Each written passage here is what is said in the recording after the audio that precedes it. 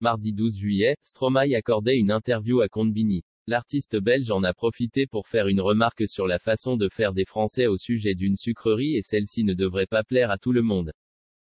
Il manie peut-être la langue de Molière à merveille, mais il reste pourtant un Belge et fier de l'être. En effet, Stromae n'a jamais renié sa patrie et n'hésite jamais à la défendre lorsqu'il en a l'occasion. Et l'occasion se présentait justement, au cours de son entretien accordé à Combini.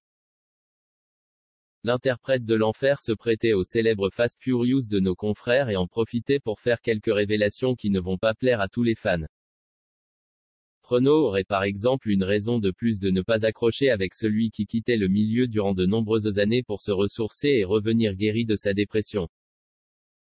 Car oui, le chanteur français de 70 ans accordait une interview aux Parisiens il y a quelques semaines et donnait son avis sur Stromae, mais aussi Orelsan.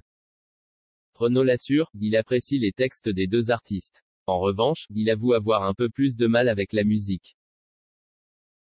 Orelsan et Stromae, c'est bien écrit, mais musicalement, je n'accroche pas. Cela me laisse froid. Je suis trop vieux, avouait-il avant de complimenter une Belge. Malgré tout, Angèle, j'aurais bien aimé faire un duo avec elle, mais elle était en tournée.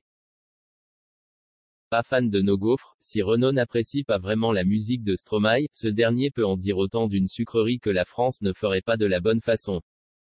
En effet, lors de sa visite chez Combini pour le Fast Furious, celui qui retrouvait Rubix, le petit garçon de son clip Papa Outé, a dû choisir entre le croissant et la gaufre et là. C'est le drame. Si je suis en France c'est les croissants, parce que vous les faites bien mieux que chez nous, annonçait dans un premier temps le chanteur belge.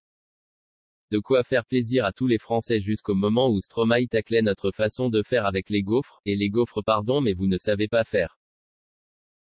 Un tacle, malgré tout très gentil, mais qui risque de ne pas plaire à tout le monde.